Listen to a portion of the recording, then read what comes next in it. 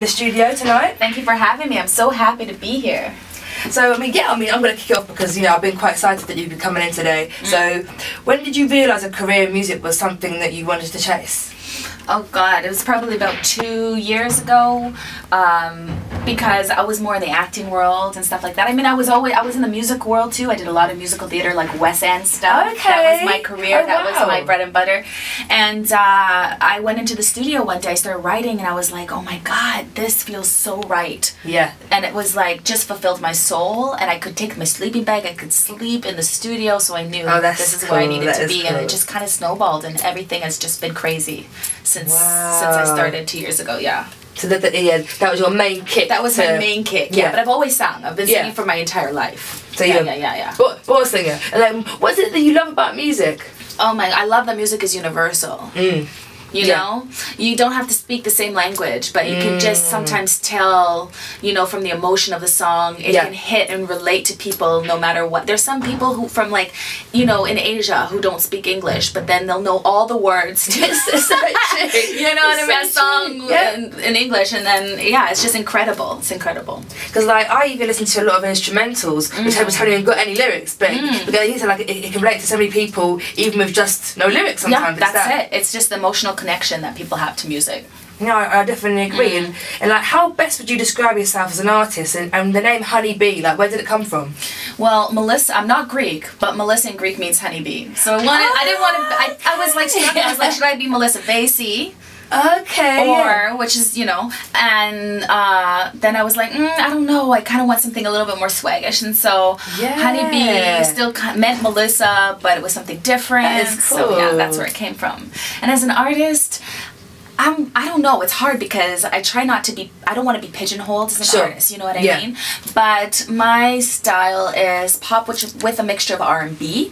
So just because I have a lot of R&B influence in my life, growing up, listening to a lot of R&B artists, and also pop, artists. So I don't know, I'm just a very creative, I think out of the box. I don't stick to certain, structure. I just kind of do what I do. Versatile, unique. So it's gonna make you. Well, I hope so. Listen to the music and you let me know. You hear that, guys? You're gonna be the judges now. And what kind of creative process do you go through when we're making new material?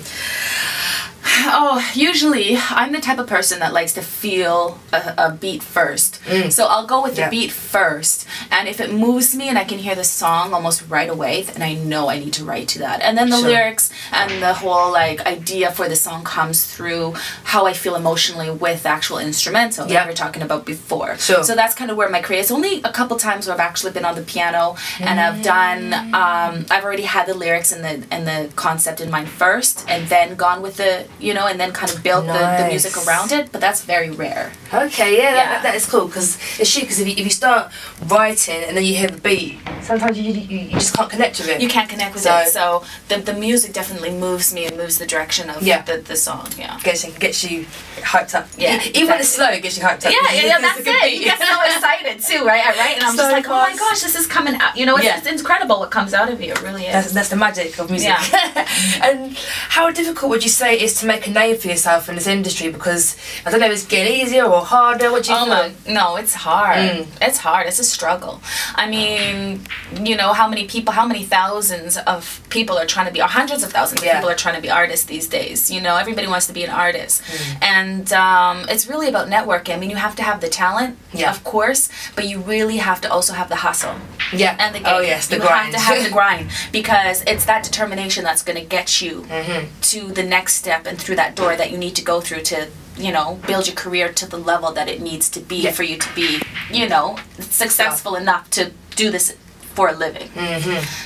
But it's tough. It's tough. I think, will it ever be easy? I don't know. No, because once you make it, or even if you have one hit song, you have to then stay there. You can't be a one hit wonder. And how do you stay there? You know what I mean? Who knows if the people are gonna love your second single that you put out? Exactly. You know what I mean? There's so many people who put out second albums and then they don't do well. They flop. So I think it's always a struggle. I think 5%. It's pressurizing as well. There's so much pressure. But then you know what? You do it for the love of it. And the success and the things that happen after is kind of the cherry on top. I think if you do it for the success and the fame first, for the wrong wrong reasons, and you're never going to get there.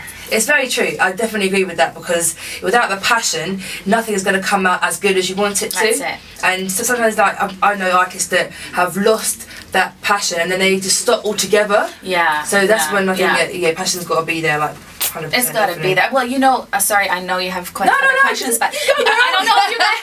I don't know. Thank you. I'm so into this show, and you know, reality TV. Oh my, this is my guilty pleasure. But, Family Braxton or Family Value. What is it? Braxton Family Values. That's it. Yeah. Yeah, that's it.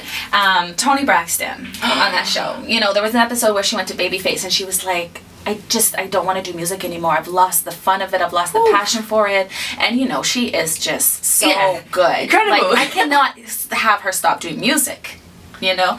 And so, but it was just because, you know, of her story. She went bankrupt and everything, and the industry is so difficult, and it really brought her down, and it was the game that brought her down, you know. She lost her passion, which she started with at the beginning, but you know, Babyface is like a big brother to her, and he helped her find it again just by singing with her. It just took her to open up and sing with the piano, just to find that and not worry about the outside world, you know what I mean? Just make the music, like stripping it all back, starting from the beginning, where it started. Yeah, I love Toni Braxton, so I'm glad that she hasn't stopped completely. Exactly, me too. Yeah. And yeah, how did you find the response to your latest tracks, or your tracks in general? Was it quite a good vibe? Or like, yeah, it was a very good vibe. I think people were shocked. They were like, wow, we didn't know that you could do that. Yeah. You know what I mean? Yeah. You know, because it's one thing, they always know I could sing. It's one thing to sing, but then to be able to actually write. Sure. And it's always the most nerve-wracking thing to put out something that's dear to you and that's close to you, because you're getting judged on it every single time, right? So it's nerve-wracking, but I mean, the response has been so supportive. I couldn't be happier with it. Yeah. Woo! See, MTG Radio, that's what I'm talking about, because she's got a good vibe, so I'm sure there's going to be good vibes all around, basically. But, you know.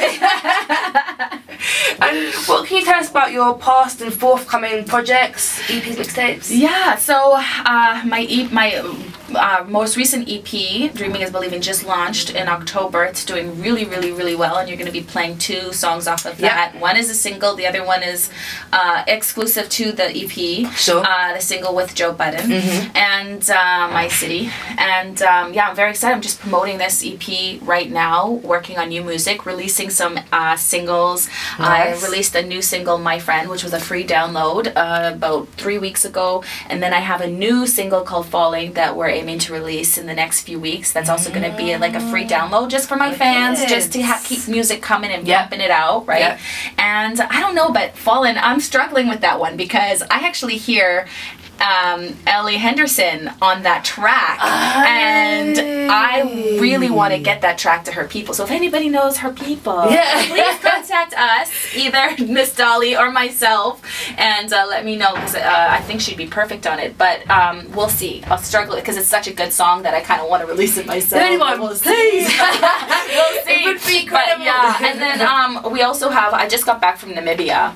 Okay. We were there for Christmas over the holidays, and I'm going to write a song about my experiences nice. In Namibia, and so the next big project is actually going to go shoot a music video for that track in Namibia sometime this year, in the later part of the year, September. So that's like my next big project. Step. Yeah. Oh, that's wicked. Like, definitely, like, before that kicks off, you should come back and we can hear more about that, because I think that'd be a wicked step to go all out with the video. Oh, you know, I'd be here in a second, honey. But yeah, like, we got to show some love for HunnyB, 100%, 100%. And what do you hope the listeners will take away from your music? I just want them to feel good. I want them to hear the stories of what's going on. Really listen to the lyrics. I really want them to be able to relate, because I write things that are true to me, things that are inspired by my life, or either somebody's life who's close to me. And I try to write, you know, storylines that are relatable. And I just want them to walk away thinking about what it is that I was saying, or hopefully, even if the song is not saying much and there's only a few lyrics in there, that the feel, the vibe of the song makes them walk away going, wow, you know, like, it's touched me. But I want them also to go away and like have that chorus stuck in their head, so when they leave, that hook is still, they're like, man, I can't get that out of my head. When they go to bed at night, I want them to think, man, I can't sleep because that hook's in my head. Definitely. That's the aim. Because again, once you hear like a catchy song, even if you don't even like it, you kind of still kind of like it because it's catchy. It's in your head. And that's happened to me so many times. Hear a song for the first time, like, this is crap. That's like me with Gangnam Style. Like, I was like, I hate this, but then I was like, I just got to hear it again. And the more you hear it, the more you start liking it, because it is catchy. You just want to keep singing along. But my mom is like, obviously one of my biggest fans. And and she listens to my music all the time, and she cannot sleep. And I can't sing in front of her, because if I sing anything in front of her, she can't sleep because it's in her head. Right? So see, you already like affected your mum. So then the rest of the world's gonna be affected, like this HunnyB disease. My mom's my biggest fan, but she's also my hardest critic, believe it or not. Oh wow. Yeah. Okay. She'll say it as it is. She's just not like, you're my daughter, so everything's perfect. She will tell you. This is a bit okay. You hear that, people? So you know, you've got a mum that says that she loves everything. You know, you need a bit of criticism here and there to get you better. But I'm sure you guys cannot wait to hear, you know, some HunnyB tracks. I know that I definitely have heard it, and I especially just love this song. So this is HunnyB Round and Round featuring Joe Budden. So make sure you keep it locked and tuned to MTG Radio.